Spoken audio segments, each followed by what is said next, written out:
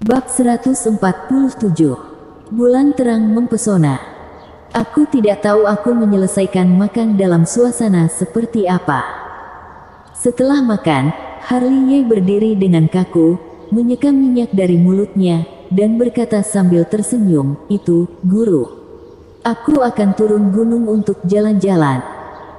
Harley memberikan alasan asal, tetapi sebenarnya dia mengambil kesempatan untuk melarikan diri. Jika tidak, akan ada wanita gila yang menatapnya, dan dia bisa dibunuh kapan saja.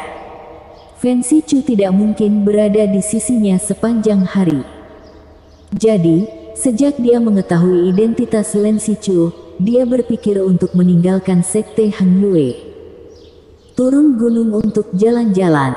Fancy Chu meletakkan peralatan makan dan menatap Harley sambil tersenyum. "Ada banyak hal juga ya yang harus kamu lakukan. Si gendut sedang mencariku untuk minum bersama. Apakah kamu suka minum?" Fancy Chu masih memiliki ekspresi tersenyum di pipinya. Harley terlihat tidak wajar. Setiap kali dia menunjukkan ekspresi seperti itu, dia merasa seperti akan dipukuli. Tidak juga. Harley menyentuh ujung hidungnya. "Puncak gadis giok punya banyak arak, minum saja sesukamu. Mengenai turun gunung, lupakan saja," kata Fancy Chu, dan segera melambaikan tangannya. Harley masih ingin berbicara, tetapi dia menemukan bahwa dirinya telah terbungkus dalam kekuatan tak terlihat, dan kemudian seluruh tubuhnya digulung, dan hal berikutnya yang bisa dia rasakan adalah angin di telinganya. Bo! Ketika muncul lagi, Harley menemukan bahwa dia sudah berada di sebuah hutan bambu kecil. Fancy Chu bisa melemparkannya dari jarak yang begitu jauh. Segera, sesuatu jatuh dari langit, dan setelah diperiksa lebih dekat, itu adalah botol-botol arak yang tertutup debu yang mendarat di tanah, menumpuk setinggi bukit, membuat Harley tercengang ketika melihatnya. "Minumlah." Kemudian, terdengar suara Fancy Chu yang tersenyum. "Sial. Bagaimana aku bisa masih ada mood untuk minum?" Harley bergegas keluar dari hutan bambu kecil dan ingin menyelinap keluar, tetapi dengan kasihan mengetahui bahwa hutan bambu kecil telah disegel.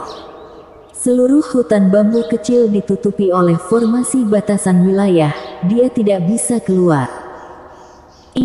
Ini sama sekali tidak menyenangkan. Sudut mulutnya berkedut saat melihat formasi batasan wilayah di depannya. Harley hanya merasakan sakit di sekujur tubuhnya. "Tetaplah di hutan bambu kecil, aku akan membawamu pergi berlatih besok. Jangan berpikir untuk menyelinap keluar selama periode itu, atau kamu akan tahu konsekuensinya." Pada saat ini, tawa Fancy Chu melayang ke hutan bambu kecil lagi. Sial. Malam yang sepi. Di kamar bambu kecil, Harley tidak berkultivasi ataupun tidur. Dia sedang menggali lubang di tanah saat ini. Mengapa menggali lubang? Tak perlu dikatakan, dia ingin menggali lorong dari tanah dan kabur. Tiba-tiba, pintu terbuka, dan angin sepoi-sepoi bertiup. Sebuah sosok sudah berdiri di belakang Harley, bersinar di bawah sinar bulan. Murni dan tanpa cacat, seperti peri yang turun ke bumi. Orang yang datang tentu saja adalah Lancy Chu. "Apa yang kamu lakukan?" Begitu masuk, Lancy Chu melihat Harley menggali lubang di tanah, dan langsung bingung, berpikir bahwa Harley sedang menggali lubang tikus. Melihat bahwa itu adalah Lancy Chu, Harley tanpa sadar bersembunyi di dalam lubang dan tersenyum malu-malu. Aku tidak melakukan apa-apa." "Keluarlah." Lancy Chu menghela nafas dengan wajah tegas, segera membawa Harley keluar dari lubang dengan satu tangan. Tanpa diduga, Harley mundur ke tepi tembok begitu mendarat. Dia memandang Lancy Chu seperti tikus melihat kucing. Jika tidak ada formasi batasan wilayah di hutan bambu kecil ini, dia sudah kabur dari tadi. Apa yang terjadi malam itu adalah salah paham, murni salah paham. Harley menatap Lancy Chu dengan senyum getir. Berbicara tentang malam itu, pipi Len Sichu langsung menjadi setengah merah.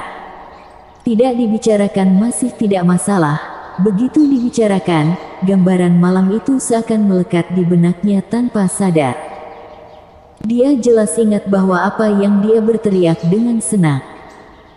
Terlebih lagi, setiap kali dia berdiri di depan Harley Ye, dia merasa bahwa dia tidak mengenakan apa-apa. Seluruh tubuhnya terlihat, tidak ada bedanya apakah dia mengenakan pakaian atau tidak. Tidak hanya malu tetapi juga marah, Len Sichu mengulurkan tangan dan mencekik leher Harley Ye lagi. "Nak, ku peringatkan kamu, jangan ceritakan tentang malam itu lagi, lebih baik kamu lupakan kejadian malam itu." Mata indah Len Sichu berdenyut-denyut, seperti harimau betina kecil yang mengamuk. "Hanya kamu dan aku yang tahu, jika orang ketiga tahu, hati-hati aku akan mencekikmu." Harley Ye dicekik, tidak dapat berbicara, dan hanya bisa terus mengangguk. Dia bisa mendengar bahwa Len Sichu datang ke sini di tengah malam bukan untuk membunuhnya, tetapi untuk memintanya merahasiakannya. Jika begitu, Harley Ye menghela nafas lega, meskipun dia tidak tahu apakah yang dikatakan Len Sichu itu benar atau tidak, apakah dia punya pilihan. Setidaknya sekarang, dia masih hidup.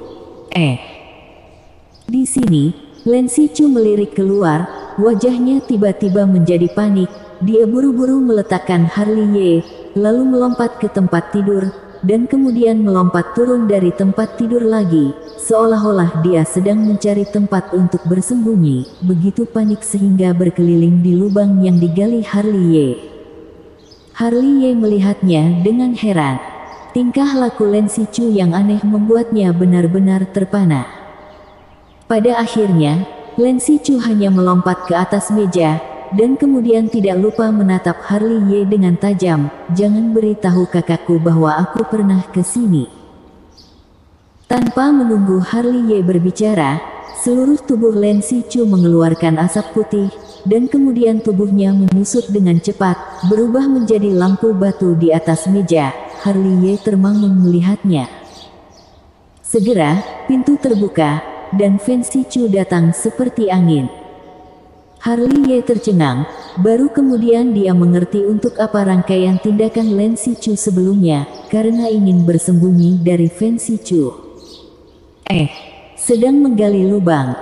Fen Sichu masuk dan melihat lubang besar yang digali Harley Ye belum lama ini, lalu menemukan kursi bambu dan duduk, dan tersenyum menatap Harley Ye. "Anak kecil, ada apa? Apa maksudmu? Apakah kamu ingin belajar membuat lubang tikus?" "Omong kosong, aku sedang berlatih teknik memasuki tanah." "Teknik memasuki tanah perlu menggali lubang?"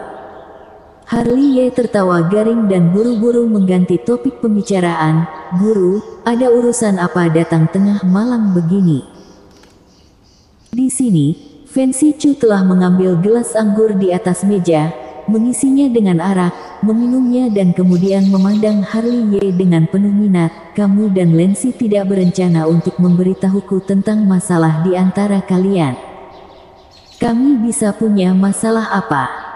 Tidak baik berbohong." Mata indah Fen Sichu menatap Harley Ye. "Jika aku tidak salah tebak, kamu dan Len Si sudah lama bertemu, dan sebelumnya 2 kali kamu bertemu aku dan langsung kabur. Itu karena kamu kira aku adalah Len Si." Mendengar ini, Harley Ye menggelengkan kepalanya dan memalingkan wajahnya, seolah-olah dia tidak mendengar kata-kata Fen Sichu. "Tidak ada gunanya berpura-pura bodoh denganku." Fen Sichu menuangkan segelas anggur lagi untuk dirinya sendiri, mengendus aroma anggur yang meluap dari gelas, dan berkata dengan senyum santai, "Katakan padaku, bagaimana kamu bisa menyinggung adik perempuanku?" Mendengar ini, Len Sichu, yang berubah menjadi lampu batu di atas meja, adalah yang pertama bereaksi. Dia sedikit gemetar, tetapi tidak muncul. Di sini, Harley Ye sudah batuk dan menyentuh ujung hidungnya. "Sebenarnya bukan apa-apa, itu karena aku mencuri pil spiritualnya. saat itu aku belum memasuki sekte Heng Yue, dan aku tidak tahu bahwa Lin Sichu adalah orang dari sekte Heng Yue. Jika aku mengetahuinya, aku tidak akan berani mencurinya. Alasan Harley Ye sangat banyak, tetapi alasan ini hampir tidak masuk akal. Tidak seperti, rasanya seperti bertemu teman lama di siang hari tadi. Kebohongan ini tidak berkualitas sama sekali. Bisakah Alam Ningki mencuri pil spiritual dari Alam Kongming?